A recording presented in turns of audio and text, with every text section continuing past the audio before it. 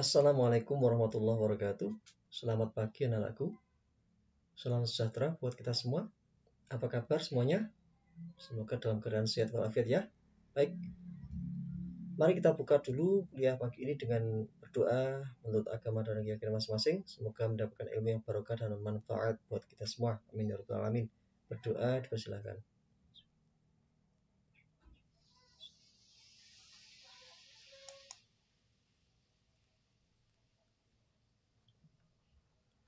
Berdoa selesai.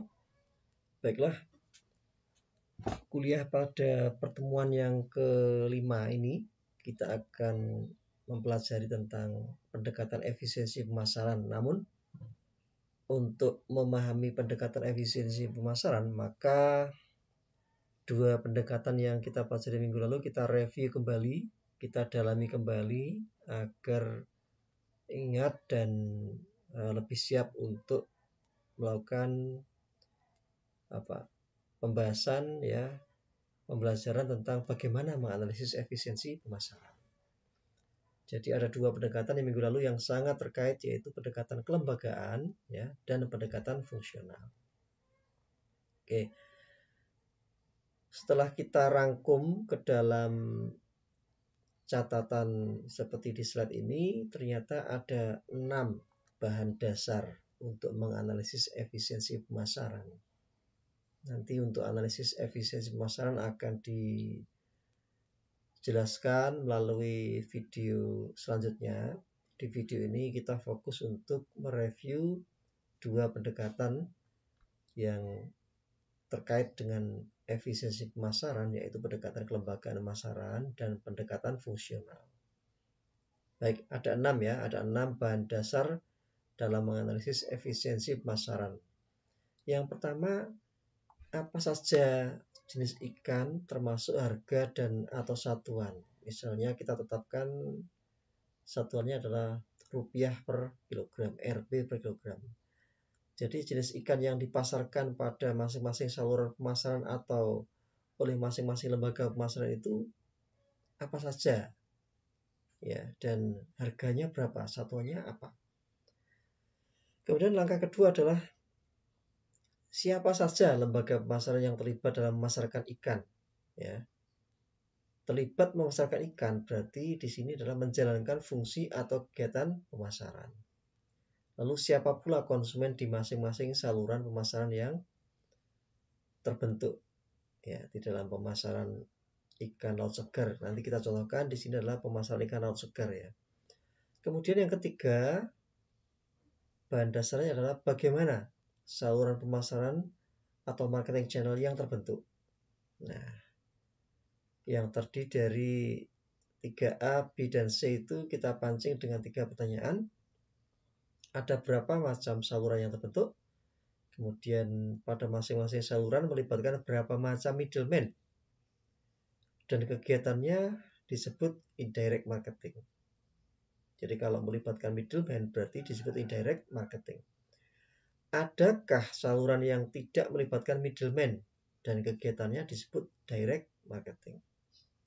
Yang nomor 4, bahan dasarnya adalah apa peran dan fungsi atau kegiatan pemasaran yang dilakukan masing-masing lembaga pemasaran dan saluran pemasaran tentunya. Nomor 5, apa saja macam-macam dan besarnya biaya pemasaran yang dikeluarkan oleh masing-masing lembaga pemasaran dan saluran pemasaran. Yang terakhir adalah berapa harga jual atau harga beli ya, masing-masing ikan di masing-masing lembaga pemasaran. Nah, keenam bahan dasar ini di slide ini ya, di video ini akan kita paparkan, kita review kembali lebih dalam.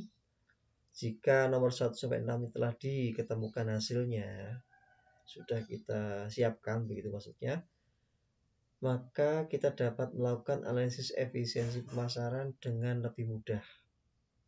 Ya, kita perkenalkan nanti ada analisis rasio efisiensi, ada analisis margin pemasaran, analisis efisiensi pemasaran menurut Pak Sukartawi, kemudian analisis producer share dibandingkan dengan middleman share ya. kemudian analisis biaya dan keuntungan pemasaran, serta apa? Efisiensi and pricing efficiency. Jadi kita akan ikuti satu persatu ya di slide selanjutnya. Yang nomor satu ya. Apa saja jenis ikan termasuk harga dan satuannya yang dipasarkan oleh lembaga pemasaran pada masing-masing saluran pemasaran. Gitu ya. Yang pertama ini kita berikan contoh jenis ikannya, misalnya di slide ini atau di kuliah ini saya memberikan contoh adalah ingin mengukur efisiensi pemasaran ikan laut segar yang ada di Malang Selatan. Sehingga kita tetapkan jenis ikannya apa? Ikan laut segar. Jenisnya apa saja? Ada tongkol, ada tuna, baby tuna, dan cakalang. Atau kalau diurutkan TBCT, tuna, baby tuna, cakalang, dan tongkol. Harganya berapa?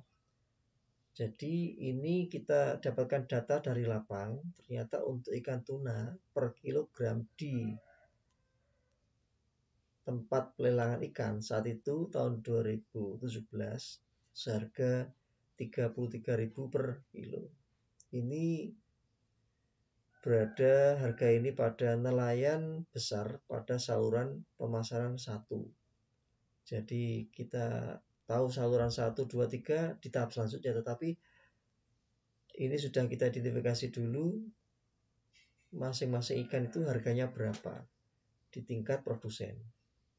Dan satuan harganya itu per apa per kilogram, atau mungkin ada yang per ekor kalau ikan hias itu ya, per ekor biasanya. Benih juga per ekor kalau itu kita ingin tahu saluran pemasaran benih suatu ikan. Baik, kita lanjutkan. Langkah yang kedua adalah siapa lembaga pemasaran yang terlibat memasarkan ikan atau menjalankan kegiatan pemasaran. Siapa pula konsumen yang di masing-masing saluran tersebut. Misalkan lembaga pemasarannya kita identifikasi di TPI Pondok Dadap Sendang Biru Malang Selatan, itu ada fish wholesaler. Ini pedagang besar. Ini mereka yang biasanya hadir di sentra-sentra produksi. Ikut lelang kalau di perikanan tangkap ya. Yang kedua adalah fish retail. Di Sendang Biru, fish retail ini pedagang retail, dia punya kios yang disediakan oleh pemerintah di dekatnya TPI, itu ada sekitar 50 kios di sana. Dan skala pemasarannya itu kecil. Ya, skala penjualannya kecil. Makanya kita sebut sebagai pedagang retail dan memiliki kios di sana, sehingga nama lainnya di sana ya pedagang kios. Kemudian fish collector.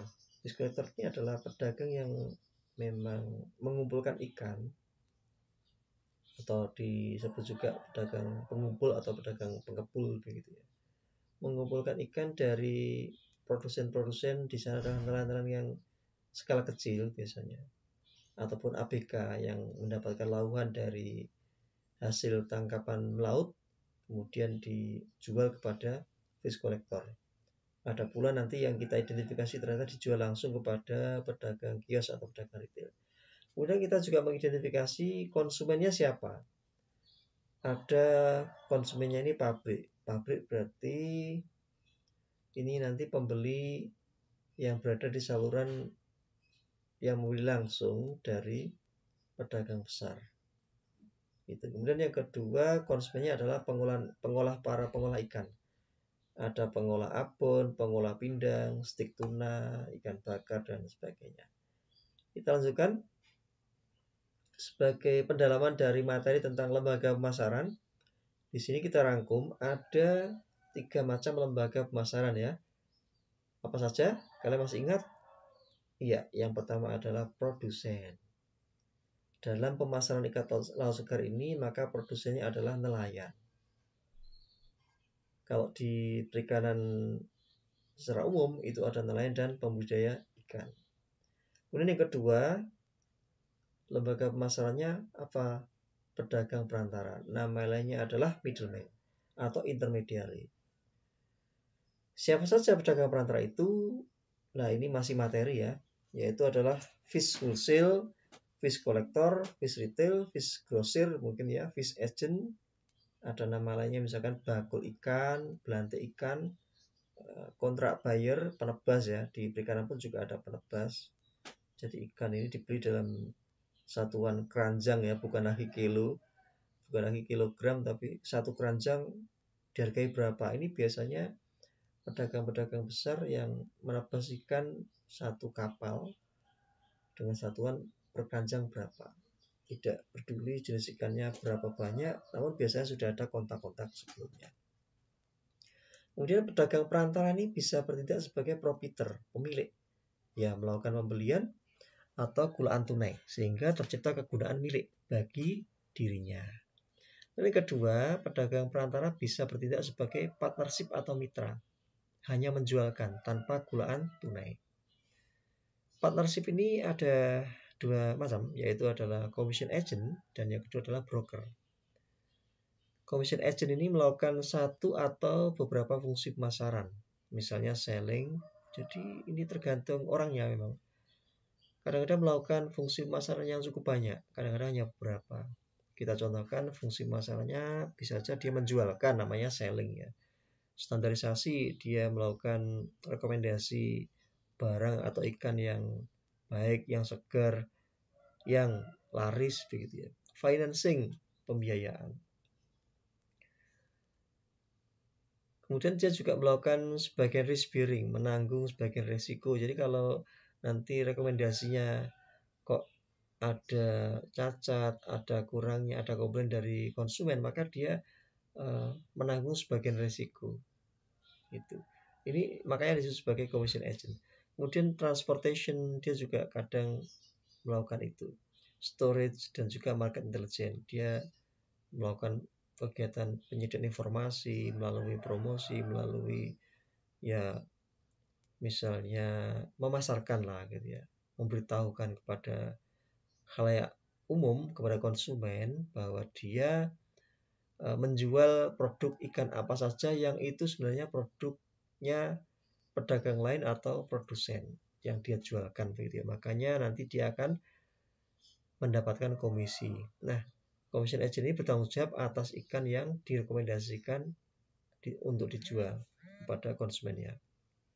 Nah, berbeda dengan broker. Broker ini memang jasa untuk membantu jalannya transaksi saja, tidak melakukan fungsi pemasaran yang sebanyak commission agent, sehingga dia tidak bertanggung jawab atas penjualan ikan yang dilakukan penjual yang dia rekomendasikan. Jadi dia menjualkan tapi dia tidak bertanggung jawab. Jadi dia hanya menunjukkan saja, kemudian konsumennya akan melakukan transaksi sendiri. Tidak ada rekomendasi dari broker. Namun kedua-duanya sama-sama middleman dan sama-sama middleman yang bersifat mitra ya, sama-sama mendapatkan komisi atas perannya itu. Gitu ya. Kemudian jenis kelembagaan pemasaran yang ketiga adalah kelembagaan lain-lain, di mana ini terdiri dari prosesor dan manufacturers yang kemarin sudah kita jelaskan, tinggal Anda bisa juga sambil baca narasinya di situ ya.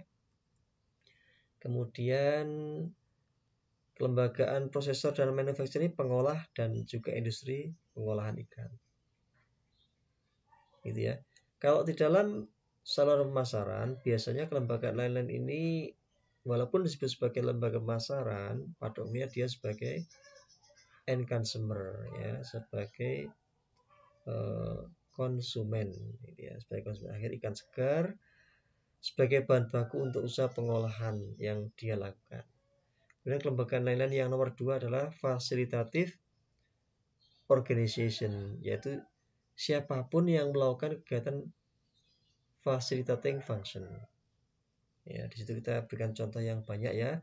Misalnya bearing risk oleh lembaga jasa asuransi. Jadi lembaga jasa asuransi ini termasuk facilitative organization.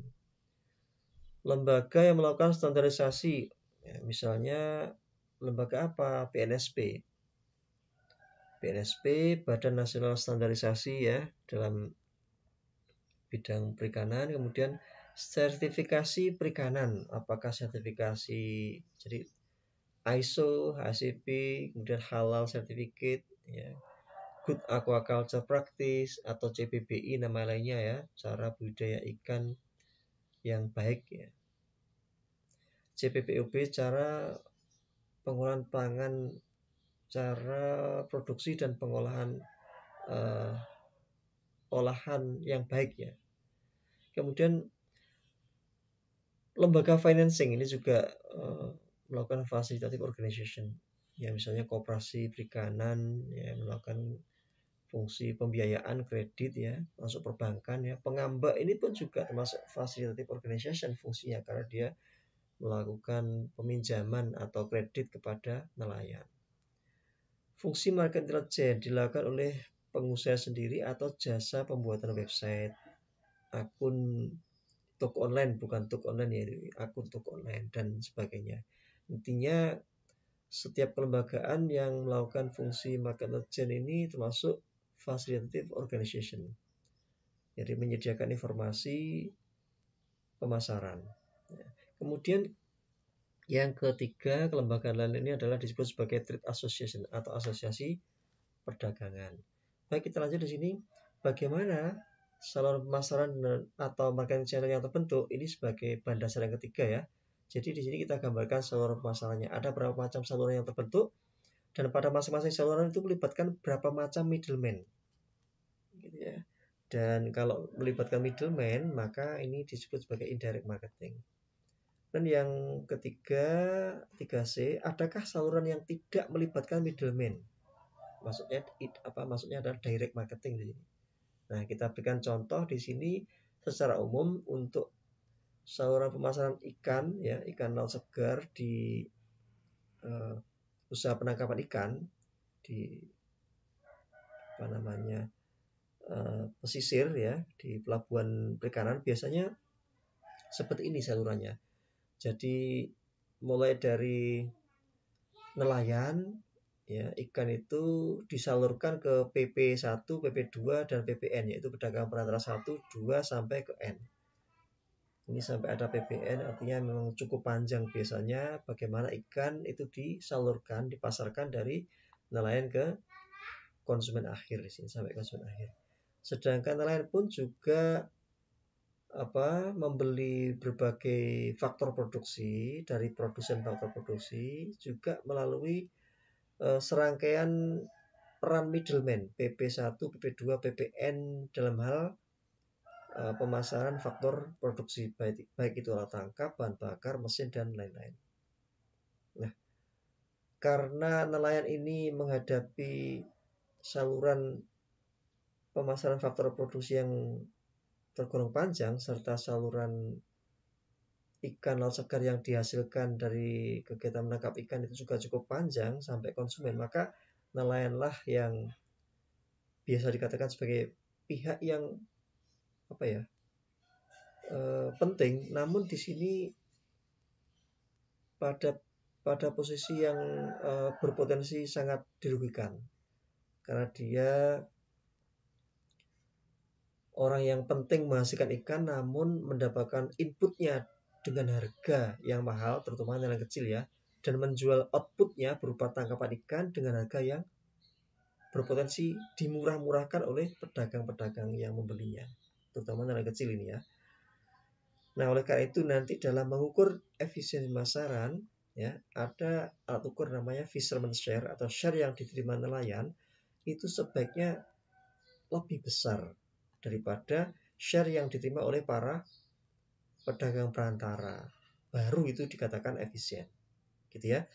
Nah, setelah kita lakukan identifikasi saluran pemasaran ikan laut segar di TPI Pondok Dadap Malang Selatan ya, di Jawa Timur, ternyata ada 3 saluran yang memasarkan ikan laut segar melalui TPI. Jadi TPI ini termasuk lembaga pemasaran. Ini sebaiknya tidak masuk di dalam saluran, tetapi ini kita masukkan untuk memperjelas bahwa peran TPI itu ada. Namun kalau kalian melakukan penelitian secara langsung, biasanya nelayan ini tidak dipanah ke TPI tapi langsung dipanah ke pedagang besar. Jadi TPI ini sebagai lembaga yang melakukan fungsi fasilitasi juga, seperti tadi yang kita sebutkan sebelumnya. ya, memfasilitasi tempat, memfasilitasi terjadinya selling and buying. Karena di sini ada pelelangan, gitu ya. Jadi ada ikannya, ada ikan tuna, baby tuna, cakalang, tongkol, dan bahkan ada gurita kita tambahkan di sini untuk saluran 1, di mana dari nelayan setelah dilelang ini ya dibeli pedagang besar. Jadi yang lelang adalah para nelayan besar dan pedagang besar. Dijual kemana pedagang besar ini? Dijual ke pabrik.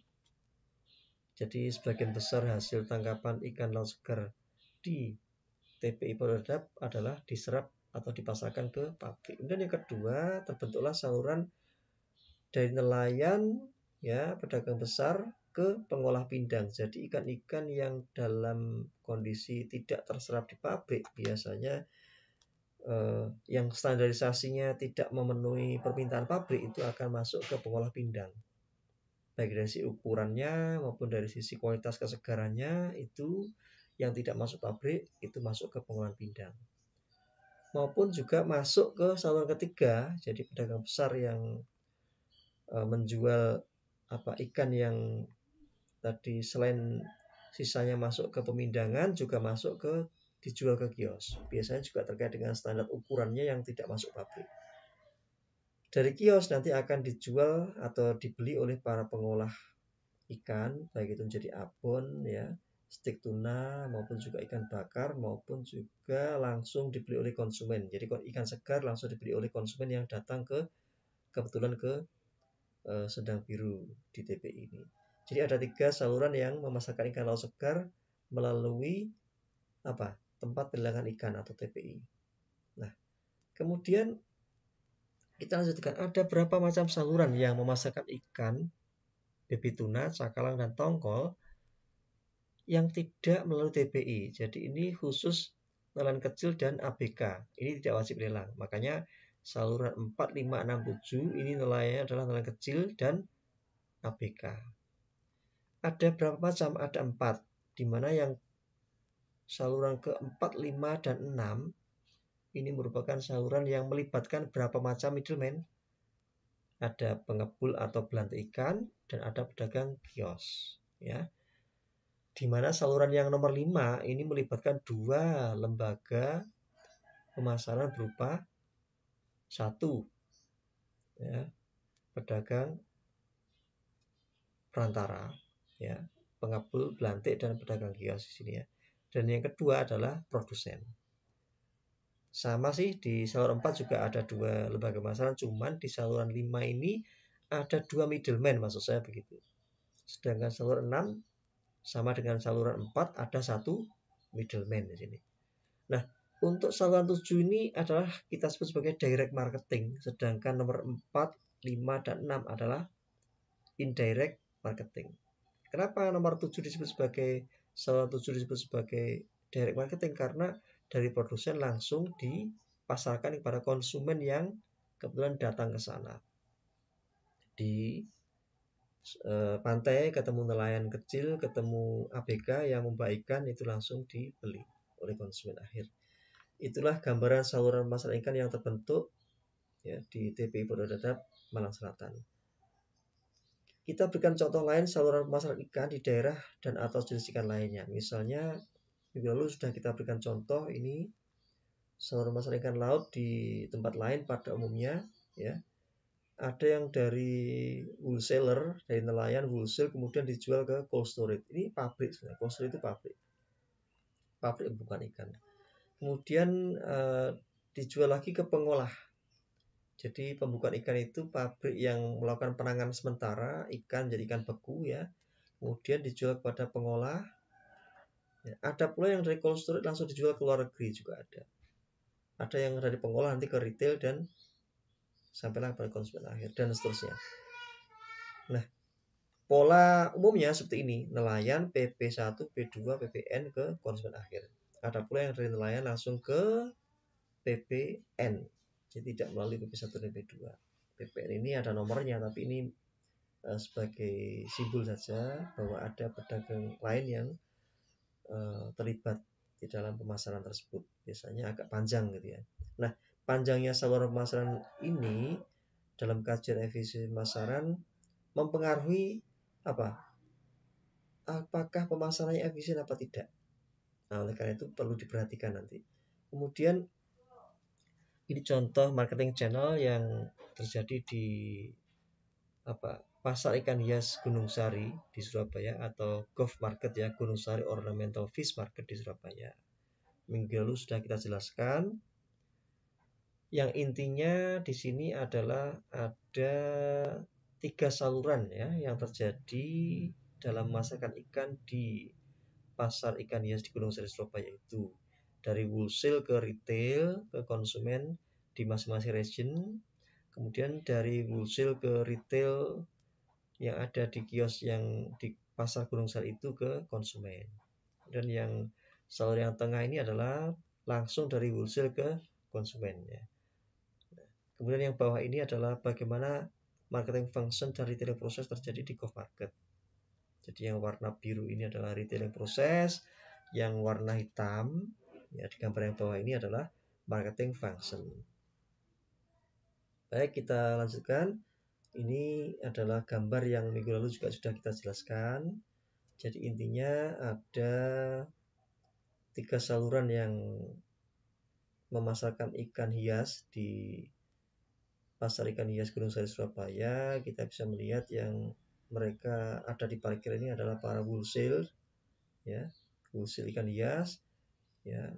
Mereka yang berkerumun ini ada konsumen akhir, ada pedagang retail atau pedagang kios yang datang dari region di Surabaya, berbagai daerah yang ada di sekitar pasar ikan hias Gunung Sari ini, maupun para pedagang kios yang memang berdagang di kios di lantai 1 dan 2 ini. Dia beli di grosiran atau wholesale yang ada di parkiran ini pada setiap hari Rabu dan Sabtu. Baik, kita lanjutkan di slide berikutnya. Ini contoh saluran ikan hias yang terjadi, saluran ikan ya, saluran pemasaran ikan di pasar Hora Fish Market ya, yang terjadi di daerah lain di pasar ikan hias Hora dan juga Tuticorin Fish Market ya. Seperti ini ya. Ada yang cukup panjang di channel 1 ini. Melalui berapa middleman Anda lihat? 1, 2, 3, 4. Auctioneer itu bukan middleman, tapi di sini sebagai pelelang ya. Pada umumnya tidak masuk dalam saluran. Ini mungkin dimasukkan agar lebih jelas perannya. Kemudian kita lanjut di sini di Ratnagiri, India. Karena juga sudah kita jelaskan, mana saluran yang melibatkan pedagang perantara yang lebih banyak itu cenderung saluran pemasarannya makin panjang dan nanti cenderung pemasarannya kurang efisien. Kemudian, langkah yang keempat atau bahan dasar untuk menganalisis efisiensi pemasaran yang keempat adalah apa peran dan fungsi pemasaran yang dilakukan masing-masing lembaga pemasaran. Nah, ini sudah pendekatan fungsional. Kalau kita sudah bicara peran dan fungsi pemasaran yang dilakukan oleh masing-masing lembaga pemasaran dan seluruh pemasaran, itu berarti kita sedang belajar menggunakan pendekatan fungsional. Masih ingat ya, minggu lalu sudah kita jelaskan juga. Kita review dulu marketing function. Jadi ada 3 kelompok fungsi pemasaran: exchange function, physical function, dan facilitating function. Di mana subfungsi pemasarannya untuk exchange function itu ada 2, selling dan buying. Ada selling maka bisa disebut sebagai marketing kalau ada buying. Ini sebagai sebuah kesatuan atau komplement ya. Ada selling, nggak ada buying, no marketing. No marketing, no money. No money, no economic circular. Jadi tidak akan ada sirkulasi perekonomian. Tidak ada perputaran perekonomian. Begitu ya. Sehingga sangat penting bagaimana selling itu menciptakan buying. Jadi para pedagang, kita sebagai pengusaha misalnya kalau nggak ada pembelian ya rugi kita karena lama-lama akan tutup ya. Nah, yang kedua physical function. Jadi nanti physical function dan facilitating function ini bertugas atau berperan ya mendukung terjadinya buying. Jadi makanya kita akan sering sebut bahwa nomor 3 sampai 9 itu dilakukan atas permintaan atau kebutuhan pasar. Atau kita sebagai pengusaha memperkirakan kira pasar butuh Apa saja nomor 3 sampai 9 itu? Nah, kita lakukan, kita penuhi. Jika kita berhasil untuk memenuhi permintaan pasar atau kebutuhan pasar, maka akan tercipta atau ditambahkan berbagai kegunaan atau utilitas atau kepuasan atas ikan atau olahan yang kita selling atau kita jual. Ya, dengan demikian ini masalah dikatakan produktif. Jadi kalau kita berhasil menambahkan atau melakukan prediksi terhadap pasar butuh apa, kegiatan pasaran yang harus dilakukan nomor 3 sampai 9 ini, sehingga akan memacu konsumen untuk tertarik melakukan pembelian, tertarik untuk melakukan keputusan pembelian. Ya, purchase decision atau di sini buying decision. Jadi nomor 3 sampai 9 ini dilakukan sesuai permintaan konsumen. Nah, oleh karena itu nomor 3 sampai 9 itu dilakukan untuk apa? Mendorong atau menciptakan atau menambah terjadinya buying yang terus-menerus atau berulang-ulang atau sustainable. Nah, tugas Anda adalah misalnya Anda diminta untuk mengamati bisnis Gojek, bisnis pada e-commerce, pada toko online maupun toko offline. Mana dari berbagai pengusaha itu yang lebih banyak menjalankan nomor 3 sampai 9 dan apa dampaknya? Coba misalnya Gojek itu tidak melakukan fungsi financing. Pembayarannya hanya tunai, tidak menyediakan pembayaran melalui GoPay ataupun pembayaran yang lain. Ini sayangnya Gojek ini kan memang dia sediakan hanya GoPay saja. Coba kalau dia menyediakan berbagai pilihan, tidak hanya GoPay, misalnya ada GoPay, ada GoGo yang lain yang untuk payment, maksudnya dia sediakan situ yang mungkin ini berasal dari bank-bank lain ya, itu mungkin akan juga memudahkan bagi konsumen ya. Namun financing yang dilakukan pihak Gojek ini ternyata juga dilakukan pada fasilitas top up-nya. Jadi di dalam top up-nya dia menyediakan link dengan berbagai perbankan yang dapat di top up saldonya untuk ke GoPay. Jadi GoPay sebagai sarana paymentnya. Ini termasuk financing yang disediakan oleh bisnis Gojek. Lalu pada e-commerce juga demikian. Dia menyediakan berbagai sarana financing. Ini masih kita topiknya financing ya, belum yang lainnya. Dengan melakukan kegiatan financing pada bisnis Gojek, pada bisnis e-commerce, ini akan menarik konsumen untuk segera melakukan transaksi. Ya, untuk melakukan transaksi. Dan transaksinya akan juga terpantau, terkontrol keamanannya, keamanan keuangannya, dan keamanan transaksinya. Itu harus dijamin. Kemudian apakah ada toko online lain yang tidak lengkap dalam melakukan financing atau bahkan tidak melakukan fungsi financing? Ada, dan itu cenderung tidak diminati konsumen. Jadi misalnya Anda buka toko online komputer, toko online pakaian, toko online berbagai peralatan rumah tangga. Anda lihat di sana misalnya tidak menyediakan berbagai sarana untuk pembayaran. Nah, ini kan merepotkan kita untuk melakukan transaksi. Ya, konsumen cenderung memilih toko yang menyediakan financing juga. Ada informasi tentang bagaimana resiko ketika barang tidak sesuai pesanan, itu namanya kegiatan risk bearing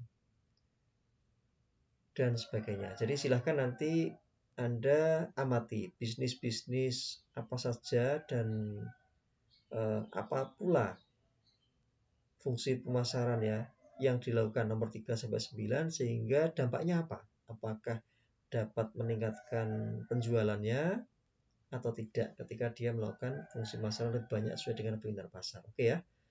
Baik, kita lanjutkan di sini. Peran masing-masing lembaga pemasaran kita identifikasi dengan ditabelkan.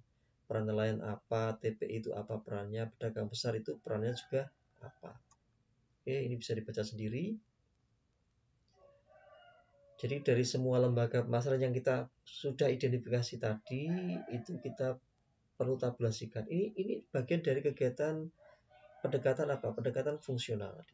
Kemudian pedagang pengepul dan pedagang pengecer perannya apa? Peran di sini yang tidak lain adalah apa? Peran dalam melaksanakan fungsi pemasaran atau kegiatan-kegiatan pemasaran. Nah, penjelasan tambahan tentang standarisasi dan grading ikan segar di PPP Pondok Dadap atau pelabuhan perikanan pantai Pondok Dadap di Sindang Biru ini ternyata dibedakan atas standarisasi pasarnya, pasar pabrik maupun pasar lokal ya. Kemudian untuk pabrik itu dibedakan standar ukuran dan kualitas juga seperti di lokal. Pada umumnya yang ukuran pabrik itu ukurannya besar. Kalau gurita ini all size ya. Kemudian kalau kualitas untuk gurita tidak masalah ya. Kemudian ikan tuna, bibit tuna, ikan cakalang dan ikan tongkol pada umumnya adalah segar dan baik itu kalau standarnya pabrik. Sedangkan standarnya permintaan lokal itu ya SB menerima, KS juga menerima, kurang segar pun juga diterima. Apalagi ini pindangan nanti, pemindangan. Itu dan berat ikannya pun juga relatif kecil ya, kurang dari 5 kilo. Kurang dari 5 kilo, bahkan bukan 0,5 tapi lebih kecil lagi. Ada. Kemudian kita tabulasikan berbagai fungsi pemasaran yang dilakukan oleh masing-masing lembaga pemasaran tadi, kita tabulasikan. Jadi di kepala tabelnya kita melihat di sini ada fungsi pemasaran yang ke bawah ya, yang kolom ini. Kemudian yang ke kanan kita melihat ada kolom nomor 2, 3, 4, 5 ini adalah para pedagang perantara yang terlibat di dalam memasarkan ikan laut segar di Sindang Biru. Apa fungsi pemasaran yang dilakukan masing-masing lembaga pemasaran nelayan, pedagang besar, pedagang pengepul, dan pedagang pengecer? Ternyata nelayan hanya melakukan sebagian kecil saja fungsi pemasaran, yaitu penjualan dan penangguhan risiko. Sedangkan pedagang besar, pengepul, dan pengecer itu melakukan banyak sekali fungsi pemasaran. Bahkan nomor 3 sampai 9 itu dilakukan semua. Ini makanya para pedagang perantara ini pada umumnya mendapatkan keuntungan yang cukup besar karena memang dia juga mengeluarkan biaya-biaya yang tidak sedikit, artinya memang lebih banyak dikeluarkan daripada nelayan. Begitu. Dalam hal biaya pemasaran ya. Baik. Kemudian kita lanjutkan. Jadi ini nanti akan kita lanjutkan untuk bahan menganalisis efisiensi pasaran. Lanjutkan yang nomor 5. Langkah-langkahnya atau bahan dasar untuk melakukan analisis efisiensi pasaran ya. Yang 5 adalah apa saja macam dan besarnya biaya pasar yang dikeluarkan oleh masing-masing lembaga pemasaran. Jadi setelah kita tahu perannya apa saja, melakukan apa saja, kita lakukan identifikasi atau menghitung besarnya biaya pemasaran yang dikeluarkan oleh masing-masing lembaga pemasaran dan saluran pemasaran. Nah, untuk mengidentifikasi besarnya biaya pemasaran berapa, berarti perlu kita mengidentifikasi jenis dari biaya pemasaran itu apa, lalu masing-masing jenis biaya pemasaran itu besarnya berapa. Ya, yang dikeluarkan oleh masing-masing lembaga pemasaran maupun saluran pemasaran. Lalu kita lanjutkan di sini dengan materi tentang biaya pemasaran. Biaya pemasaran adalah semua biaya yang dikeluarkan untuk melaksanakan fungsi atau kegiatan pemasaran nomor 1 sampai 9. Ya. Apa saja? Ada 8 kelompok biaya pemasaran. Yang pertama biaya persiapan dan pengepakan. Ini termasuk biaya standarisasi. Ya, ini agar standar kan di packing, standar packingnya, standar kualitasnya, ini berbagai kegiatan persiapannya. Biaya handling ini terkait dengan processing. Biaya transportasi ini berarti termasuk kegiatan transportation. Ya, BBM, sewa kendaraan, fee sopirnya, atau menjadi satu biaya dalam biaya pengiriman atau transportation cost. Yang perlu menjadi catatan adalah jangan sampai double costing. Sudah dihitung dalam biaya pengiriman, ternyata dirinci lagi ada BBM, ada tidak. Tapi kalau dirinci semua, ya. Atau dimasukkan ke dalam biaya pemasaran, nanti totalnya aja juga boleh. Misalnya menjadi biaya transportasi sekian. Dan yang keempat adalah biaya produk yang hilang atau yang susut. Ini termasuk biaya untuk menanggung risiko. Jadi dalam pemasaran itu ini harus dihitung. Jangan hanya menghitung biaya yang kelihatan saja, tapi nomor 4 ini juga harus dihitung. Nomor 5 adalah biaya penyimpanan, storage cost. Misalnya adalah berbagai biaya untuk melakukan penyimpanan dalam suhu dingin. Apakah biaya listriknya, sewa cold storage atau cold box-nya, ya, biaya keamanan, ya, dan lain-lain. Jangan sampai ini juga double costing. Kalau sudah disebut sebagai biaya penyimpanan yang terdiri dari apa saja komponennya, maka ya cukup itu. Tapi kalau dirinci, ya maka harus tidak boleh dimunculkan totalnya kembali. Jadi salah satu. Kalau di total, kalau dirinci, yang dimasukkan dalam rincian biaya pemasaran nanti. Kemudian biaya pengolahan atau biaya processing. Ya, biaya processing bisa juga termasuk biaya tenaga kerja, air, listrik untuk processing ya. Ini juga jangan sampai double costing juga atau double pembiayaan, daftar pembiayaannya. Kemudian biaya modal dan opportunity cost ini adalah termasuk biaya financing, misalnya biaya untuk membayar bunga pinjaman untuk modal pemasaran ya tentunya, bukan untuk yang lainnya.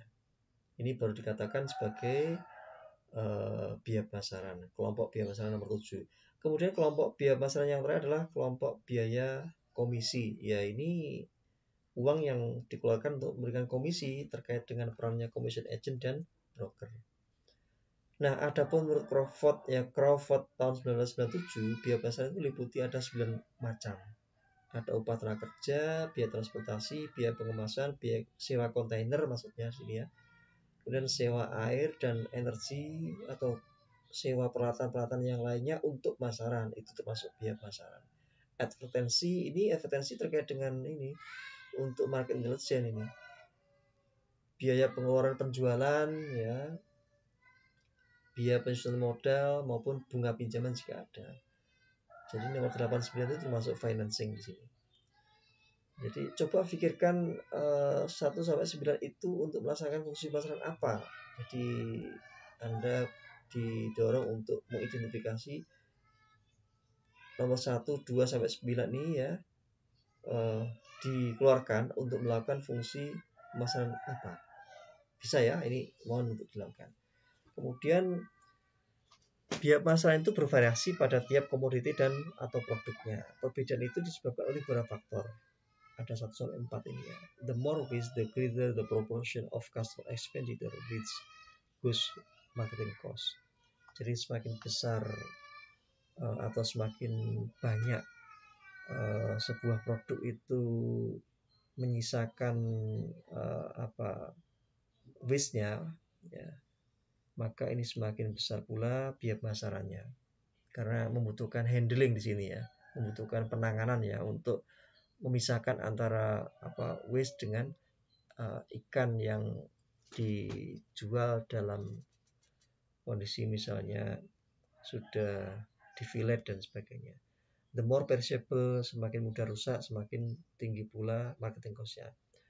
The more processing, jadi semakin banyak aktivitas processing harus dilakukan atau penanganan ya, maka semakin besar pula marketing cost-nya. The greater the amount of produce handling, ini mirip dengan nomor 3 dan 1.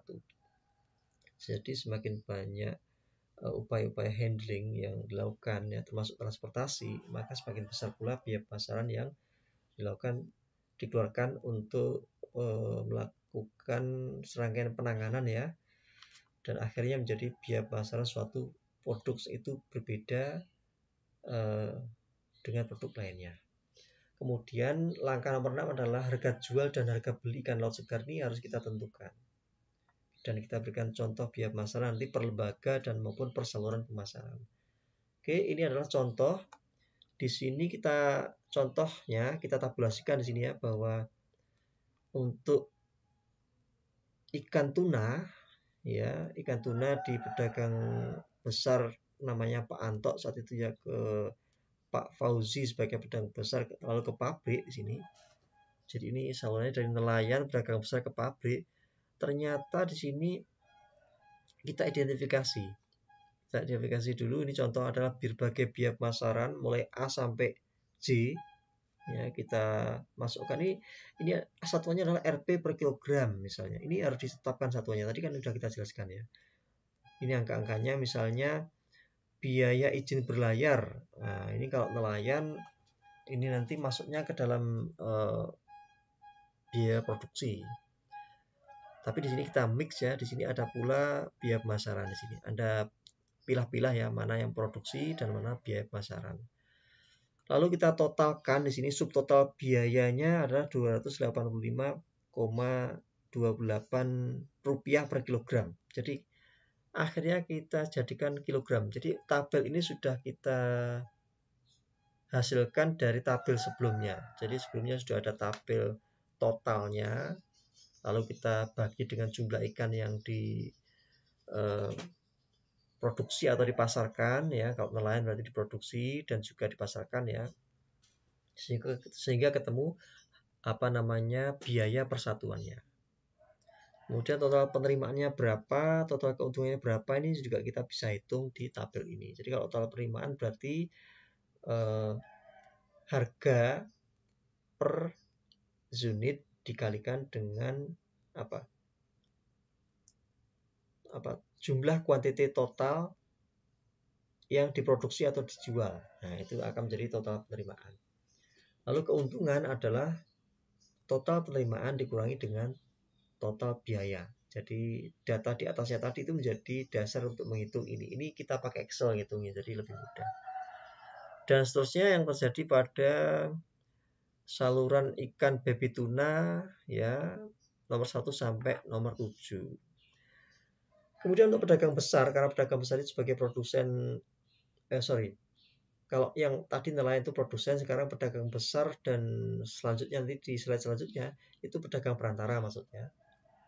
Maka tentu A, B, C, D, S, F, G ini adalah termasuk biaya pemasaran. Jadi kalau di nelayan tadi campur antara biaya produksi dan biaya pemasaran, karena nelayan juga ada yang berperan juga melakukan selling, itu sudah melakukan marketing berarti ya, bagian dari marketing. Nah, kalau pedagang perantara berupa pedagang besar dan sebagainya, maka identifikasi poin A sampai G di sini merupakan identifikasi biaya pemasaran persatuan. Ini juga kita hitung total penerimaannya, total keuntungan juga berapa.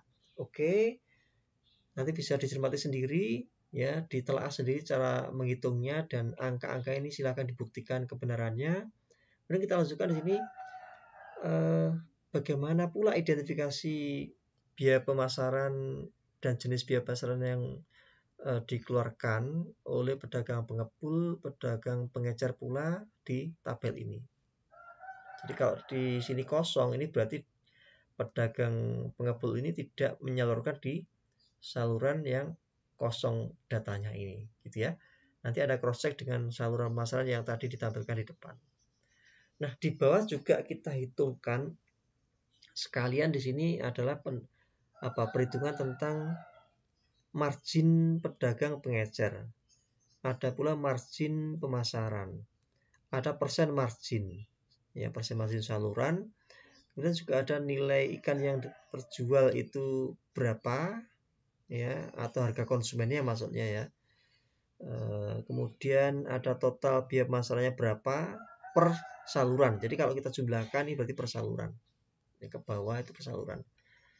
Kemudian ada perhitungan tentang efisiensi pemasaran juga. Jadi tabel ini sudah lengkap mulai dari perhitungan biayanya, kemudian jenis biayanya, total biayanya, kemudian perhitungan data harga jual, harga beli, kemudian total penerimaan, total keuntungan, per saluran, per lembaga pemasaran juga ada ya. Sampai dihitung juga tabel tentang efisiensi pemasarannya, dihitung seperti ini rumusnya, BP per HE, biaya pemasaran per satuan ya, dibagi dengan harga eceran ikan itu per satuan. Nanti bisa Anda lacak angka-angkanya ini ke atasnya tabel sebelumnya tadi ya, sehingga Anda bisa lebih memahami. Kemudian fisherman share-nya berapa juga sudah dihitung di sini. Cara menghitungnya ada rumusnya di sini, dan nanti fisherman share nanti dalam analisis efisiensi pemasaran di slide berikutnya itu akan kita pakai untuk menentukan efisien apa tidak saluran-saluran ini ya. Kemudian keterangan apakah tergolong efisien apa tidak menurut kriteria FS berbanding dengan MP, di mana ternyata semua saluran ini adalah fisherman share-nya lebih besar daripada middleman share-nya. Nah, ini sesuai dengan kriteria yang di depan tadi kita sebutkan, bahwa karena nelayan itu pada posisi yang terjepit, di mana pada posisi yang sulit di mana dia tadi kita jelaskan mendapatkan input dengan harga yang mahal, menjual output dan harga yang biasanya cenderung murah.